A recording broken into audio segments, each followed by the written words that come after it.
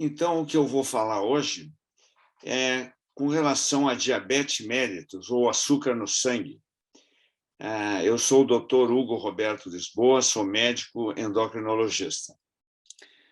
Para o meu corpo funcionar, eu preciso ter gasolina circulando no sangue, para ir no músculo e lá ser queimada e obter energia para que eu possa fazer movimentos e que todo o meu corpo funcionar. Da onde vem essa gasolina azul, que é a glicose, o açúcar? Ele vem dos alimentos, aqui um prato de comida, daí vem a glicose, mais do grão, do arroz, da batata, da mandioca, do pão, da bolacha, do X, desses alimentos que têm um carboidrato, que tem um amido. Então, eu tenho açúcar que vem do alimento, mas também uma parte vem do fígado. O fígado mantém sempre a minha glicose alta, mesmo normal, quer dizer, mesmo que eu esteja em jejum. Portanto, depois do jantar à noite, eu vou dormir, não como nada, mas a minha glicose fica num determinado nível suficiente para manter o meu corpo funcionando. E o que faz essa glicose? Ela precisa entrar, depois de ingerida ou produzida pelo fígado, em dois lugares que eu representei aqui, que é no músculo, que é essa parte vermelha, e na gordura. Eu só tenho dois lugares onde a energia pode ir: no músculo para gastar e na gordura para acumular, para depositar, para usar num momento em que falte algum outro nutriente. Bom, aqui é um esboço do corpo humano, lá está o intestino, e lá em vermelho está o nosso querido pâncreas. O pâncreas produz insulina, e sempre que o açúcar sobe no sangue, ele precisa entrar no músculo e na gordura, como eu mostrei para vocês, devido à insulina. Eu preciso de insulina para botar açúcar para dentro do motor ou do depósito. Então, aqui está o açúcar, eu ingiro o açúcar, ele é esse feijãozinho representado aqui. O pâncreas, quando diz, opa, chegou a glicose, eu vou ter que produzir insulina para botar gasolina lá no motor, que é o músculo, ou no depósito, que é a gordura. Então, aumenta a glicose, o pâncreas produz insulina, e a insulina bota a glicose para dentro do motor, como já falei aqui algumas vezes. Bom, então, esse é o mecanismo básico do como é que funciona o meu corpo. Mas, afinal, o que é diabetes, né? Que é uma desregulação desse sistema maravilhoso. Diabetes é uma coisa... Diabetes quer dizer sifão. Sifão é um cano que tu põe dentro d'água e entra água por um lado e sai pelo outro. Então, entra e sai. Isso, diabetes quer dizer sifão. E mellitus vem de mel, porque tem o gosto doce. E nós já vamos ver por que é chamado sifão, por que entra água por um lado e sai do outro. No paciente cuja glicose começa a subir por falta de insulina ou porque a insulina está pouca, porque o corpo está precisando, ele começa a subir a glicose, perder essa glicose pela urina e leva junto água. Então, a pessoa urina muito e, para compensar essa perda urinária, esse aumento da diurese diária, eu tenho que tomar mais água. Então, entra água por um lado e sai pelo outro. Se provar a urina, como provavam os médicos hindus há muitos anos atrás, o gosto da urina tinha gosto de mel. Então, diabetes mellitus. Qual é a característica? Glicose alta, muita sede, a pessoa toma muita água, talvez não tão exageradamente como nesse cartoon aqui. Ela urina muito, ela tem que ir ao banheiro urinar muito, levanta mais vezes à noite para urinar, e em criança volta a fazer xixi na cama, coisa que já tinha diminuído. Se nós observarmos essas coisinhas escuras aqui, pode imaginar que podem ser formigas.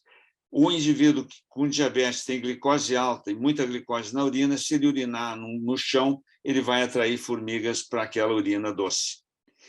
Por outro lado, a pessoa começa a comer muito porque a glicose não está indo para dentro do motor, ela está muito alta na circulação e não está indo no motor. Então, a pessoa come muito, tem muita fome, mas o que acontece? Emagrece.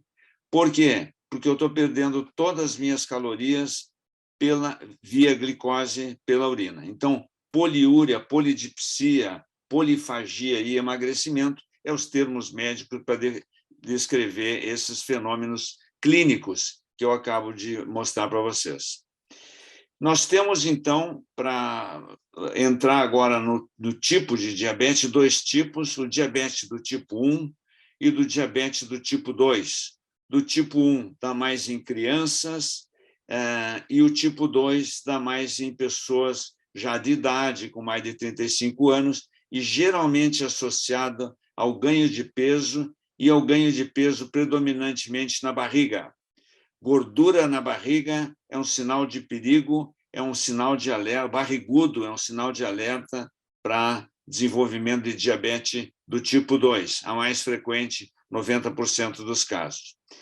E, por outro lado, aqui tem esse menininho com a diabetes do tipo 1, ele mostrando ali uma caneta de infundir insulina e um glicosímetro.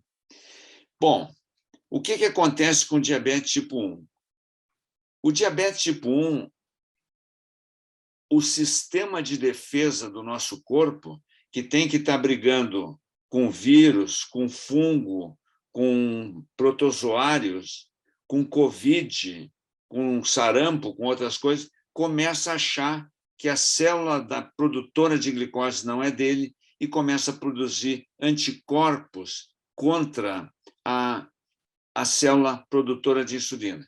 E o que acontece? Ela diminui a sua função, diminui a insulina, glicose vai lá em cima, urina um monte, toma água, emagrece e fica desse aspecto aqui, que é um aspecto esquelético, como tipo campo de concentração, muito magra, muito emaciada.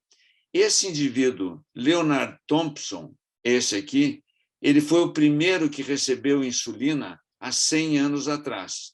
Passado algumas poucas semanas, o Leonard Thompson estava fulgurante, bonitão, rechonchudo, aqui nessa foto do lado.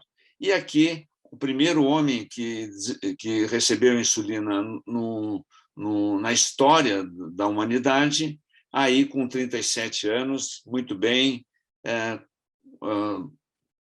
mostrando que quando eu não tenho insulina e eu coloco insulina no paciente, ele recompõe tudo o que faltava. Volta, normaliza a glicose, não toma mais água na urina muito e fica maravilhoso como está aqui. Essa insulina foi desenvolvida pelo Dr. Bunting, que era um médico canadense de Toronto, e junto com seu auxiliar, o Dr. Best. Então, Bunting e Best, a eles nós devemos a descoberta da insulina e seu uso clínico. Para vocês terem uma ideia do que a insulina faz, esse é outro paciente com diabetes tipo 1, que era uma doença fatal. A criança ou o adulto jovem que desenvolvesse diabetes do tipo 1, ele não tinha insulina, então ele urinava tudo, ele perdia toda a sua quantidade de calorias e ficava esquelético e vinha a falecer. Com o uso de insulina, a mesma pessoa desse lado, o mesmo menino, encontra-se aqui desse lado já com outro aspecto, não com aquela cara triste e esquelético, mas já aqui mais rechonchudinho. Aqui, só para mostrar a efeito maravilhoso, intenso, que recompõe a pessoa, é uma menina com as costelas ali à mostra, braço palito, perna esquelética, fazendo insulina, vem essa menina, isso pouco tempo, não precisa muito tempo. Algumas semanas, ela se recompõe. A insulina é fundamental para manter o equilíbrio corporal. Muito bem. Como a insulina, a glicose varia muito no sangue, eu tenho que ter algum método para avaliar como que a glicose anda no sangue, muitas vezes para ajudar que dose de insulina eu devo fazer. Porque, como vocês sabem, eu como coisas variadas, um dia eu como mais batata, outro dia eu vou comer mais carne, outro dia eu vou comer mais lasanha, eu vou comer massa, arroz, feijão. Isso tudo, cada alimento tem um tipo de elevação da glicose no sangue.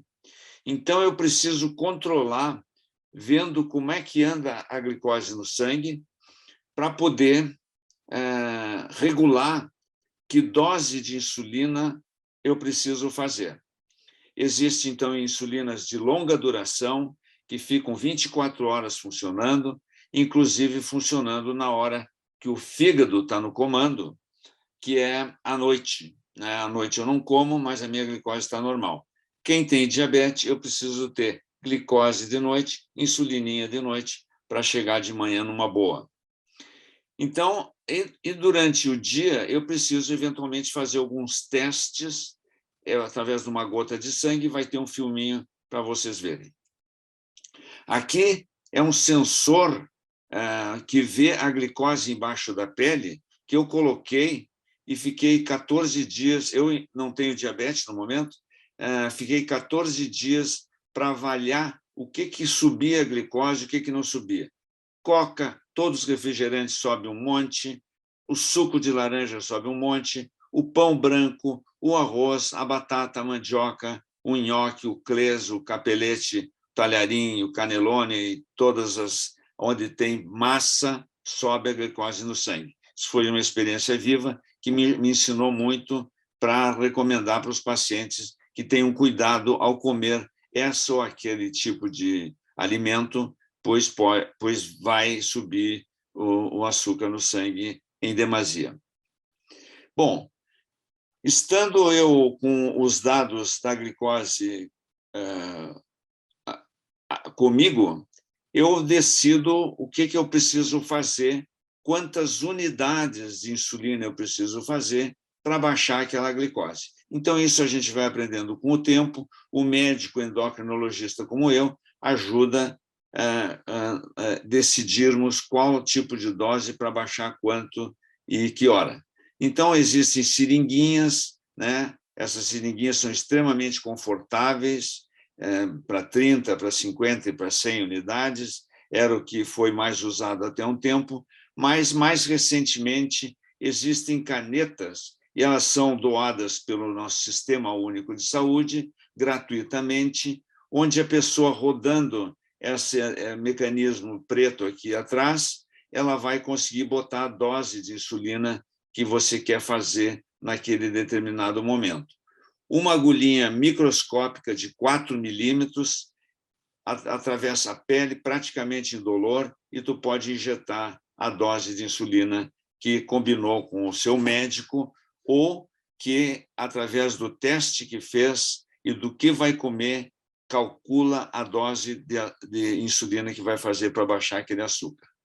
Aqui está um menino fazendo, desde a tenra idade, como é uma aplicação praticamente indolor, as crianças logo começam a fazer a sua insulina e, com isso, ficam mais independentes, podendo ir para acampamento, podendo ir para a casa dos amigos dormir, para não precisar ficar tão ligado ao pai e à mãe. No início, é necessário, sim, para todos entendermos o que sobe, o que baixa, mas, depois de um tempo, o próprio paciente, que é o ideal, que é o que a gente quer, começa a fazer esta insulina.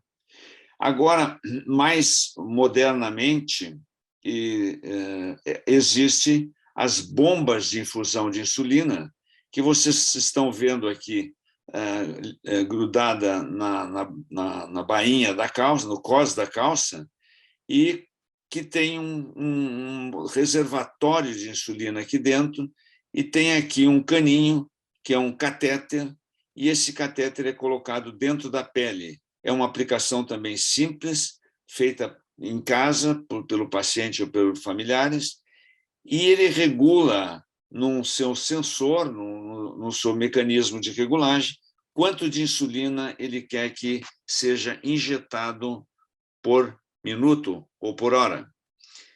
E aqui do outro lado, vocês podem ver, é um sensor parecido com aquele que eu usei no braço, que fica medindo a glicose cada 5 minutos e por rádio, por Bluetooth, ele passa as informações de como anda a glicose para essa bomba de infusão e, com isso, ela tem condições de liberar a insulina de acordo com como está a glicose no sangue. Ela absolutamente independente ainda não há, mas realmente esse tipo de mecanismo, bomba de infusão com um sensor acoplado mandando informações, é muito prático, não tem muitas picadas por dia e controla muito bem a glicose. Muito bem. Como em todas as situações do nosso corpo, nós temos que cuidar do motor, temos que cuidar da nossa estrutura física toda. Então, nós temos que ter comida saudável. Comida saudável é aquela que vem mais do reino vegetal e não tanto do reino animal. Então, é importante que se comam folhas, legumes, verduras, grãos integrais, como vocês estão vendo aqui, o feijão, o lentilha, grão de bico, fruta aqui, um kiwi, nozes, e que isso é bom para o corpo, todos devem fazer a qualquer idade. E também que façam atividade física. Aqui, no caso, está mostrando caminhar ou correr, fazer um trekking numa montanha, aqui possivelmente uma natação, mas qualquer tipo de atividade física é importante em todas as doenças, em todas as situações, e muito mais no caso da diabetes. Existem muitos detalhes sobre diabetes ainda, que não dá para esgotar nesse tempo curto que eu tenho, mas só para dar um gostinho para vocês, o paciente diabético no momento atual tem a mesma expectativa de vida que não diabetes, mas ele tem que aprender, como vocês estão aprendendo hoje, detalhes, peculiaridades e manejar com inteligência as situações em que sobe mais a glicose, quando eu como mais arroz, por exemplo, e também controlar, porque quando eu fizer uma corrida, a minha glicose pode baixar um pouco demais. Então, o conhecimento desses mecanismos faz com que a pessoa fique completamente controlada. Obrigado pela atenção. Eu queria só relembrar que esse é o meu nome, Dr. Hugo Roberto Curtis Lisboa, os meus telefones, o WhatsApp do meu consultório. O vídeo e a computação gráfica foi feito pelo técnico Wagner Bramer. Esse é o seu WhatsApp, que graciosamente se ofereceu, sabendo que era para uma campanha meritória de levar instrução para estudantes sobre diabetes.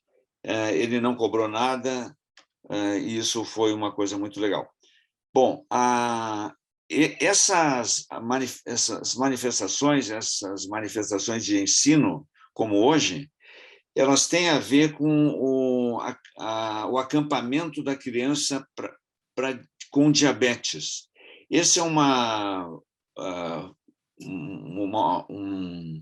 um acampamento que é realizado uma vez por ano, onde todas as pacientes que têm diabetes se reúnem. É um acampamento, tem barraca, tem tudo, com os pais, com familiares, com irmãos, e ali, juntos, aprendem, trocam informações sobre como fazer teste da glicose para ver em que pé está seu açúcar no sangue, que tipo de atividade física fazem, é uma festa, tem coisas recreativas, muito bacana, muito legal. Tem consulta com nutricionista para avaliar como está a tipo de alimento eu devo comer, que tipo de alimento eu devo comer menos, e a aplicação de insulina. Isso tudo é dado em 2, 3 dias de grande festa, o acampamento da criança por diabetes, organizado e idealizado pela doutora Miriam Tombini, e uma grande equipe que vem por trás, também possibilitou e estimulou para que eu viesse aqui dar esse recado para vocês. Eu agradeço a atenção, estou à disposição de vocês, muito obrigado.